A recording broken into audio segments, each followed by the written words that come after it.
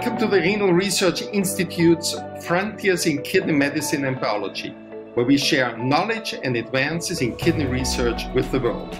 In this episode, we talk with Dr. David Keane to discuss if hemodialysis is a thrice weekly challenge. Here we take an in-depth look at the time of onset of intradialytic hypotension and its association with clinical parameters and mortality. It's a great pleasure today to welcome Dr. David Keane from Leeds Hospital for a discussion of the thrice weekly stress of hemodialysis. David, he is a medical physicist at the Leeds Hospital, and he has published extensively in the field of hemodialysis, especially body composition. So my first question is really, David, what brings a physicist into dialysis?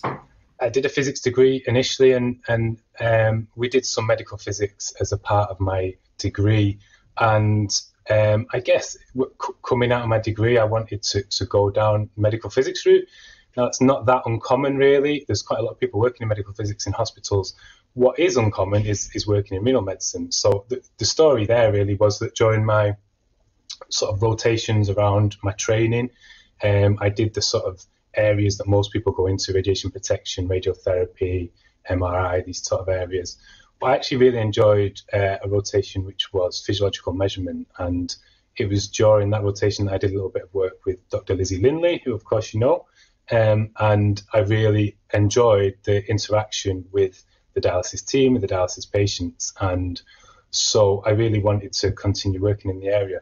Now, as I say, there's not many physicists working, particularly in the health service and not in academia. So this training program really was for people embedded within the NHS, the health service in the UK. So that's really what got me into research, because actually for me to keep on my contract and keep working here, I had to really bring research monies in. So that's really effectively what got me into research and got me into renal at the same time. Yeah, David, quite interesting. Can you tell us a little bit about your recent research? I've got particular interest in measures of body composition, particularly bioimpedance in dialysis.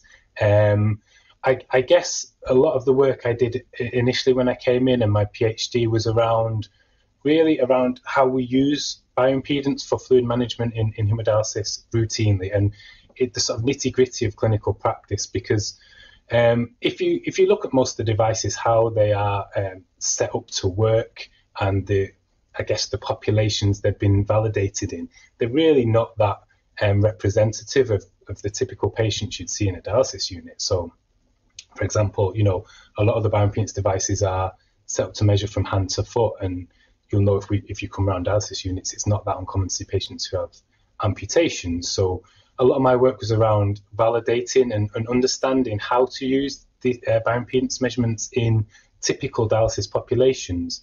So both from the aspects of measurement, how we can get good quality measurements across the sort of population we're dealing with, but also about interpretation, because again, the equations and the devices are validated generally in quite healthy, usually Caucasian populations. And so we did a lot of work about making a lot of measurements to try and understand how we can best interpret the data in all the different sort of populations and patients that we've got on the dialysis unit. So I guess that was what I did initially, and I've then followed that up, and I'm doing similar sort of work with absolute blood volume measurements at the minute. So again, there's been techniques described for routinely making absolute blood volume measurements, and these have been validated in quite controlled situations. But again, I'm doing a lot of work making a lot of measurements in our dialysis patients and trying to understand how well this technique can be used routinely day to day.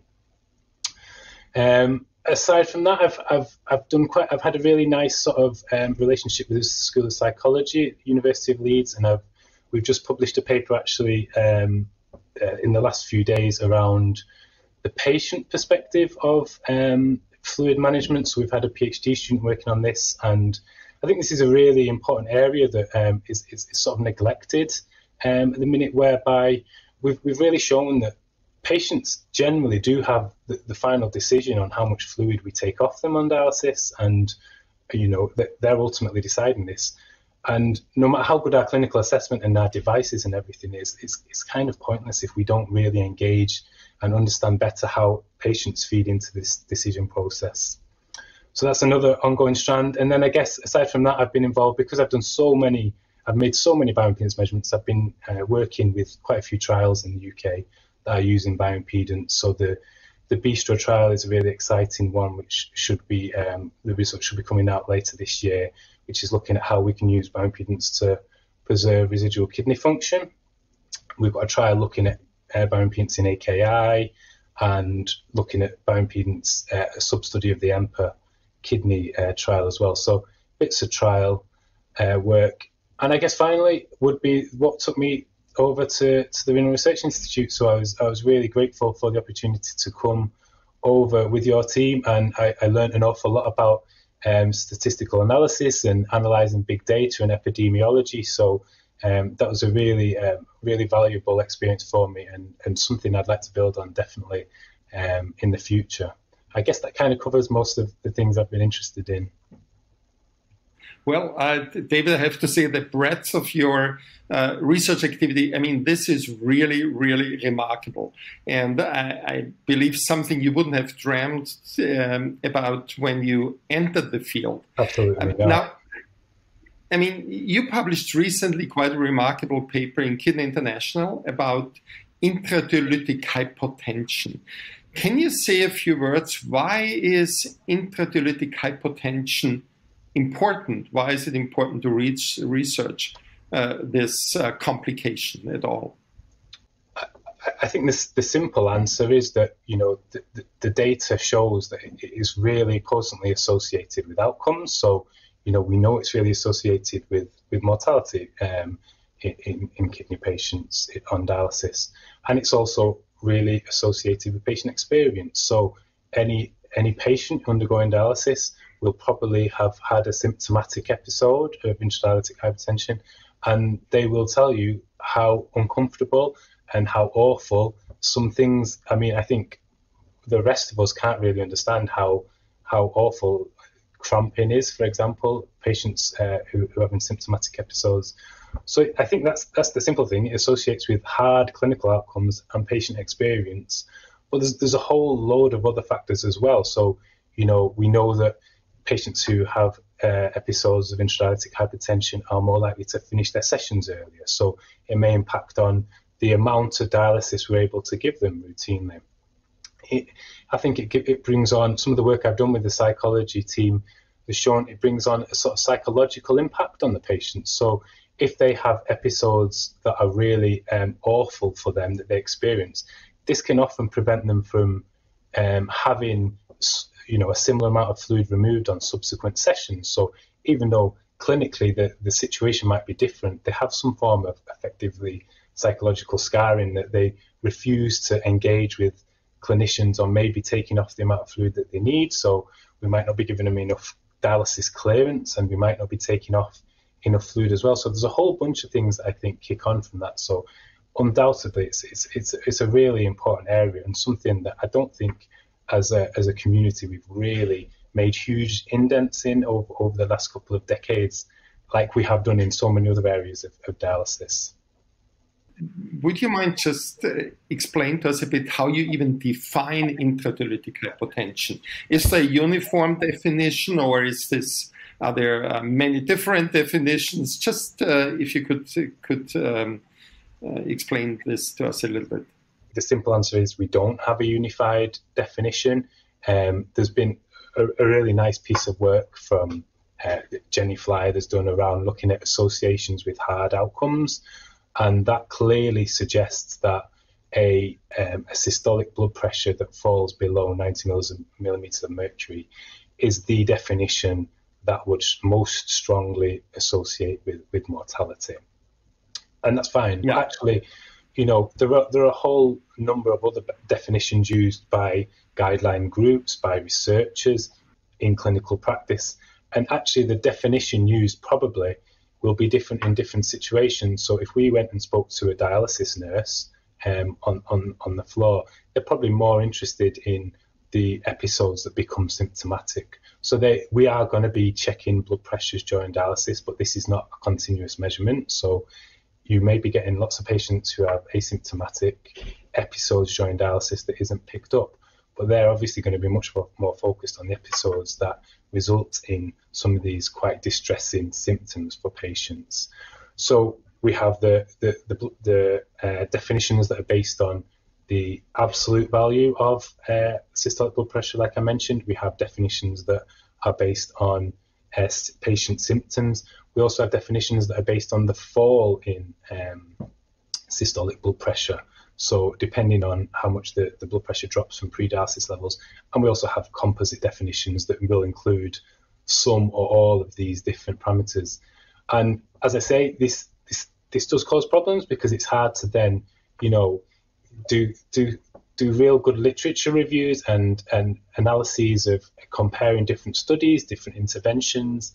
But as I say, it may well just be actually a part of the problem, and this is a complex problem, and it may need some complex definitions and complex management.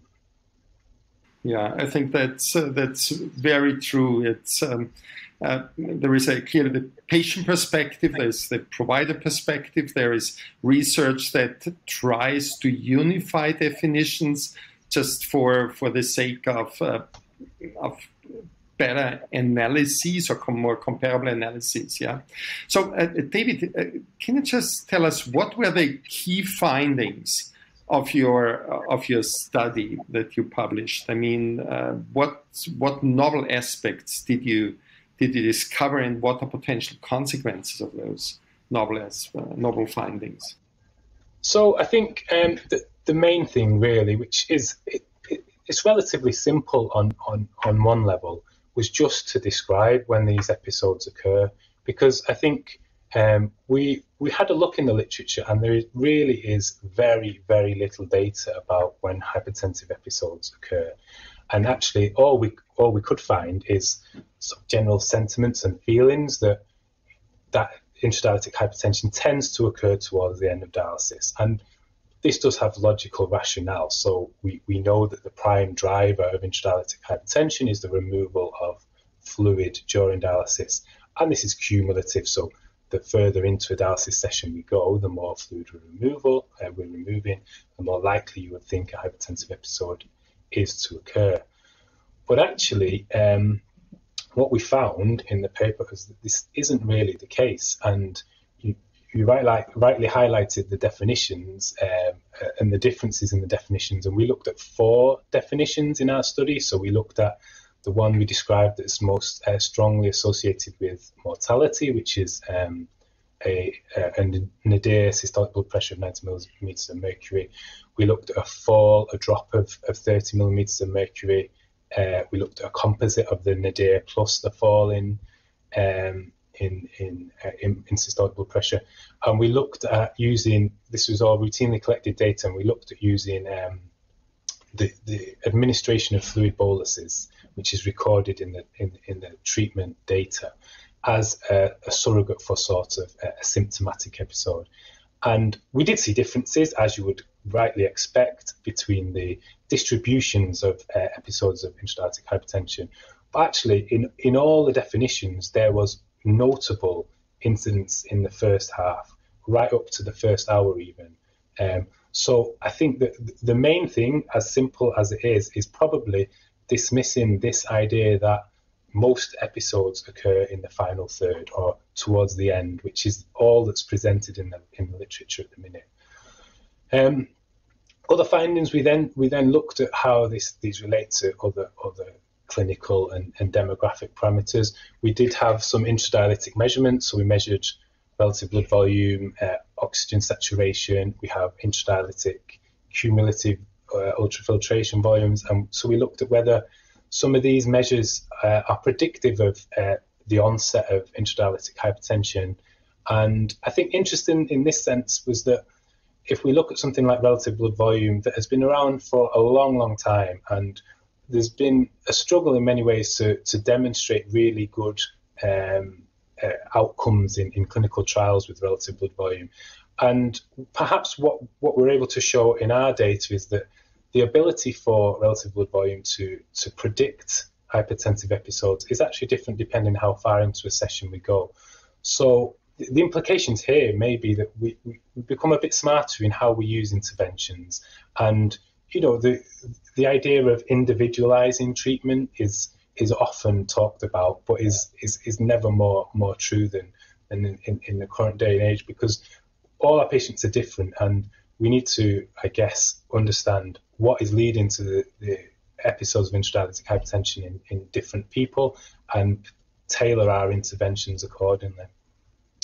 We also looked at sort of clinical and treatment data to see what associates with patients who tend to have intradialytic hypertension earlier on in a session, and we also demonstrated quite clearly that patients who have hypertensive episodes early in a session have much poorer outlook in terms of mortality and both all-cause and cardiovascular mortality, and quite strong associations were shown as well.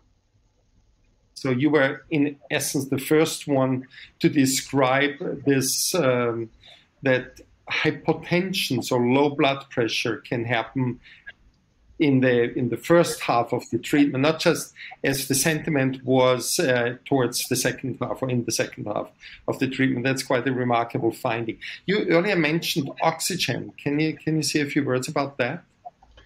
We are able to measure with the relative blood volume device that we were using in the study, is also able to measure intradialytic oxygen saturation. So this is a continuous measurement throughout treatment. In dialysis, we typically have two main forms of vascular access. So we can access the blood through arteriovenous fistulae or grafts, and where we're getting arterial blood, which we pass through the dialyzer circuit. And this is the point where we'll be measuring the oxygen saturation. So, I mean, most of our patients are using arterial access. So this will give us intradialytic arterial oxygen saturation. But we also have a sizable number of patients on who are dialyzing via central venous catheters. So in these patients, the oxygen saturation that we're measuring is central venous oxygen saturation. So in different patients, we're able to look at different things. So in our study, we were able to map out arterial oxygen saturation in a subgroup, and in the other subgroup, we mapped out central venous oxygen saturation. And what we really looked at in the study was looking at all the patients who, at any given time point in the study, were just about to have intradialytic hypertensive episodes, and all the patients who were going to be hemodynamically stable for the following 30 minutes. And we could really clearly show with central venous oxygen saturation, there was a significant difference in patients who were about to have intradialytic hypertensive episode compared to those who were stable. With the arterial oxygen saturation, there was no difference between the groups, and this does make sense. There's good rationale here. So obviously, with the arterial saturation, we're really looking at the ability of the body to oxygenate the blood, and obviously lung function. Whereas with the central venous oxygen saturation, we're really looking at a sort of composite of the oxygen demand from the tissues, and we're looking at, with the central venous axis, we're looking at the upper body blood supply, really. So the balance between oxygen demand and the ability for the heart to respond to the demand and supply more blood. So really giving us different things, and it's probably the impaired cardiac output perhaps that some patients have, that we can link directly to the sort of pathophysiology of intradialytic hypertensive onset that we demonstrated. Yeah, I think this will be really interesting to look into in future studies, and to see what's the predictive value of using this kind of metric. David, I wanted to get your thoughts around, I guess, what's the elephant in the room, that we usually deliver dialysis 3 times a week, which is very different, of course, from the continuous delivery of dialysis, say with peritoneal dialysis patients, or let alone the function of the natural kidney. So do you expect that, say, with more frequent dialysis, the number of these episodes of low blood pressure, intradialytic hypotensive episodes, would change? What are your thoughts around this the frequency of dialysis? So intuitively, you would think that, we know it's strongly, intradialytic hypertensive episodes are strongly linked to the ultrafiltration rates. So this is the amount of fluid we take off per unit time. So the more time of dialysis we give, the lower the ultrafiltration rates will be. So it makes complete sense that if we give more frequent dialysis, that the ultrafiltration rate will be lower, and that the frequency of intradialytic hypertensive episodes will naturally be lower. I guess the swing to that is that we would be providing more dialysis sessions. So perhaps the frequency, as was shown in the frequent hemodialysis network trials, you might have less chance of having a hypertensive episode in any one given session, but overall, because you're delivering more sessions, you may have a cumulative increase in the number of sessions. Do we know which is more harmful? I'm not sure we do right now. But I think this question of three times a week is much bigger than that. And, we think about delivering more dialysis, but actually we need to focus on the other side as well. And this, we obviously are fixated on starting all our patients on 3 times a week. And I know there is a lot more interest in looking at incremental dialysis now. And you referred to PD, and it's something they do really well in PD, but we really don't do very well in hemodialysis. And incremental dialysis has been shown to preserve residual renal function, and we know that if you can preserve residual renal function, you are going to reduce the intradialytic fluid gains, and you will reduce how much fluid we need to take off patients. So I think, again, I talked before about individualization of care, and I think we definitely need to move away from the 3 times weekly fixed schedule that we have. Exactly where we go, we probably don't know the exact answer, but I think we need to be brave and think, we should be offering incremental dialysis for our patients. I know in our unit we're not quite there. We would probably do, decremental dialysis, so we start everyone on 3 times a week, but there's lots of patients we would reduce their frequency. We do routinely monitor residual kidney function. We do urine collections. There is this myth that they're very cumbersome and inaccurate, but I think from our experience, that's not true. We do have bioimpedance now, so we can monitor fluid status better. And I think I mentioned the Bistro trial earlier, so we will potentially have some outcomes there.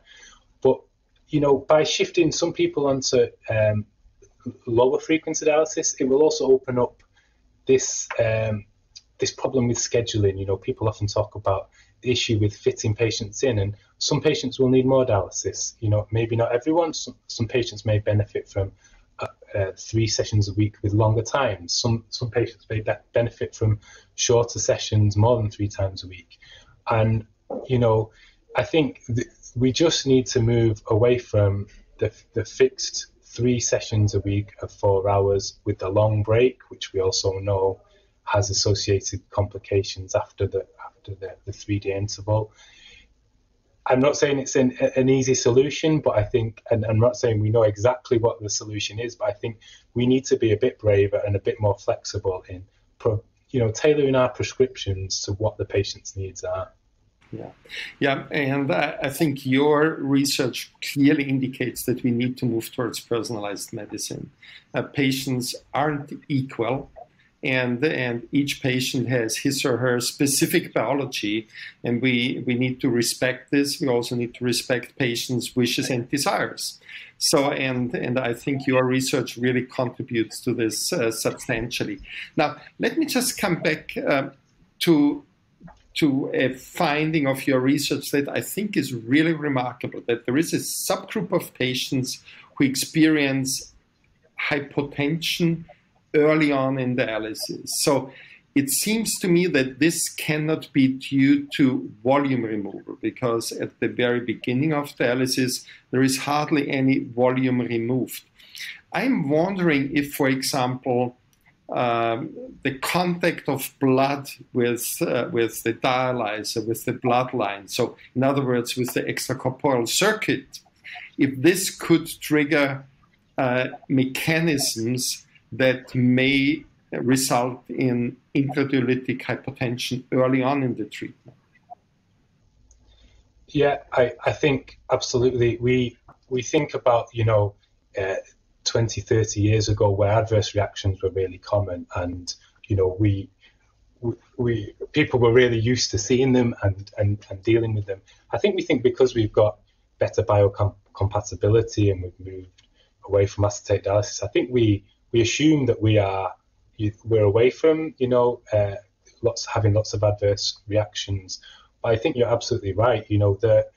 I think what I remember very distinctly before embarking on this study, we had a patient here in Leeds who every single session for a long time, within 5 minutes of connecting him up to the machine, he would crash really badly. And this was nothing to do with fluid removal. We measured bioimpedance, we measured relative blood volume changes, and this clearly was something different going on. And this was a very dramatic example of this, but there'll be lots of other things happening within that sort of early period of time.